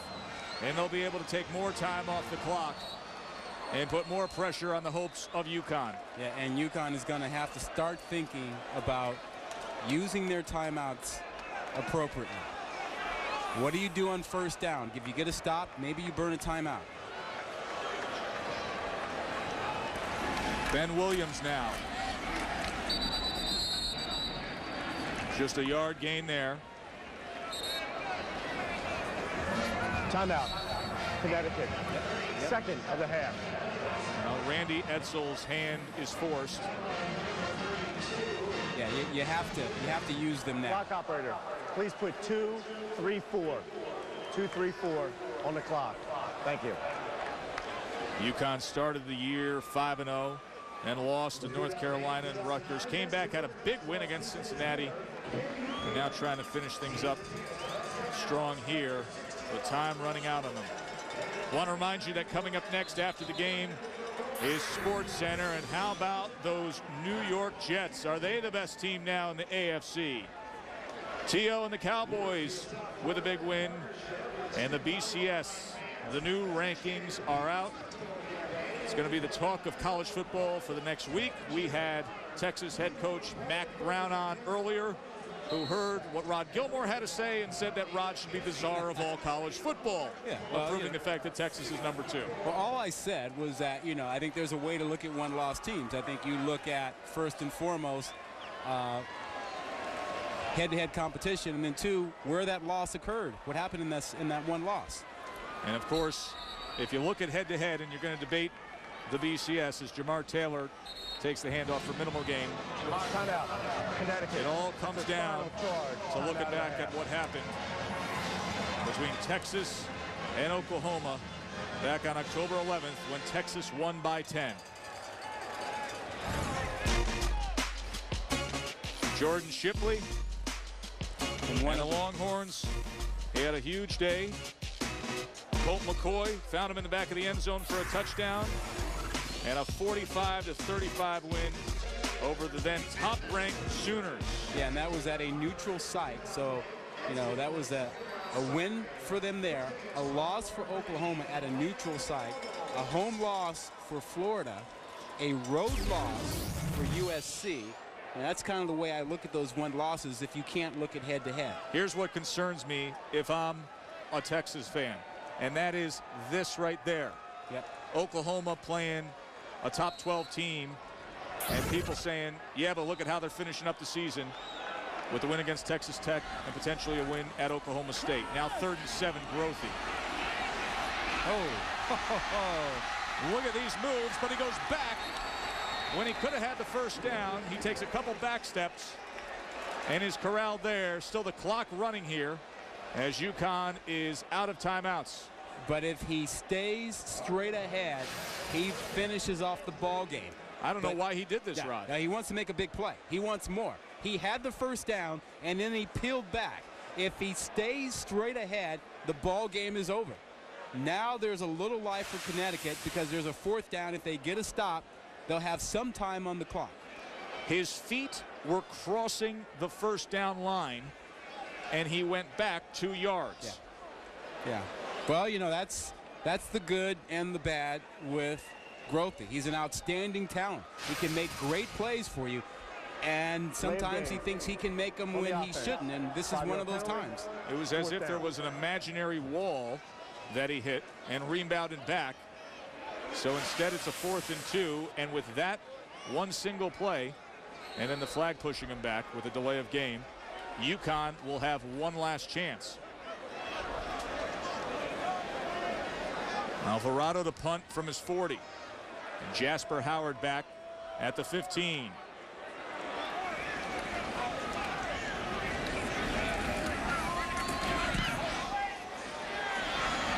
Howard calls for the fair catch again, and it bounces, takes a UConn bounce back towards the 20.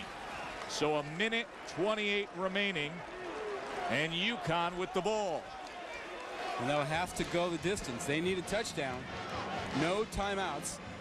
And this is a tough deal for this Connecticut team. This is not their style of play. But perhaps freewheeling in a 2-minute offense will open things up for them. Keep in mind, South Florida has given up some deep passes this year. That's been the one problem with their defense, the deep ball. That's what you can do to them. You can go vertical, but let's see if Tyler Lorenzen can pull it off.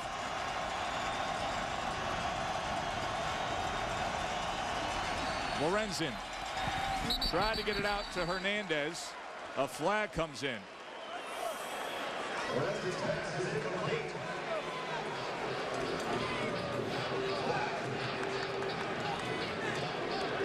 Legal substitution on the offense. Player did not come inside the 9. 5-yard penalty. They ran a receiver onto the field late. 2nd down. So South Florida just declines that penalty and brings up 2nd down and 10. Well, and South Florida playing very soft, 4 deep in the backfield. Lorenzen pressured. Loose ball.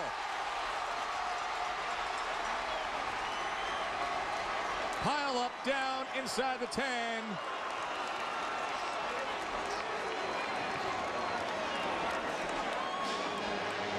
They're fighting for it. UConn has it. Fumble was forced by Jarrett Bowie. Yeah, that's Bowie. Again, Bowie coming free from the left side. He's done that all night. He's been beating one-on-one pass protection. He's been the premier sack master, more so than Selvey tonight. Lorenzen. Overthrown on 3rd and 21. He was trying to get it to Moore. So 4th down has arrived for UConn. They have to get it out to the 30-yard line. Well, and they're throwing into the teeth of a very, very deep playing secondary. They're playing 4 guys deep, and then a couple more are dropping into the middle range. So there's a lot of green shirts back there, as there should be for South Florida. The line to make is the 30 on 4th down. Lorenzen pressured.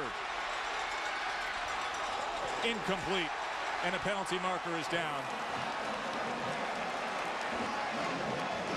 He might have been beyond the line of scrimmage when he threw that football. Looks like he was getting very close to that line.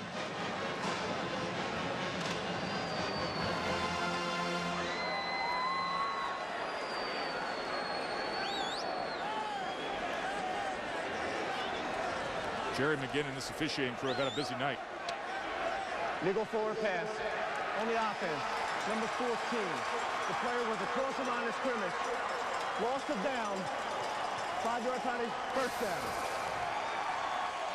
Well, the line of scrimmage is about the 10-yard line. And watch Tyler Lorenzen. He's beyond the 10 when he lets that ball go. It was about the 11-yard line.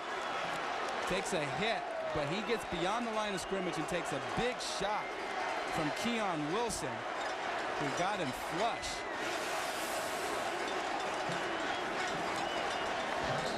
The end of a long night for Tyler Lorenzen. And a soon-to-be much-needed win for South Florida. Rod, they started the year 5-0. Things went south.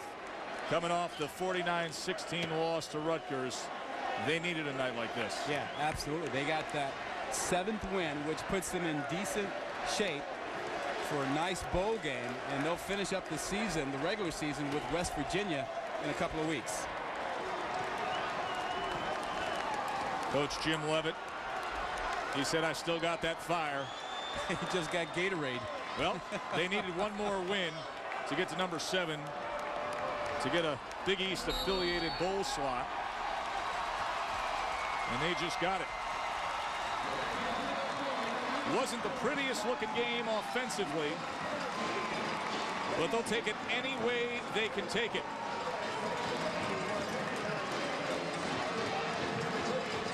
The Big East season marches on. Cincinnati stands atop. South Florida gets their 2nd win in conference. Connecticut levels off to 3-3 in conference. And Cincy controls their destiny to make it to the BCS. Yeah, they get a win over Syracuse next week. They will win the Big East. And Syracuse may not be so easy to deal with after beating Notre Dame yesterday. Our final score is 17-13. South Florida tops UConn. Coming up next, it is Sports Center. For more on this game, tune in to ESPN News. We'll have a post-game extra. For Rod Gilmore and our entire crew, I'm Joe Tessitore. Thanks for being with us. Have yourself a great night and enjoy Sports Center. I'm not going to sit here and say that we've established ourselves as the best team in football. This is Sports Center. Okay, but after beating the Titans, are the Bretts now the AFC's best team? NFC's best?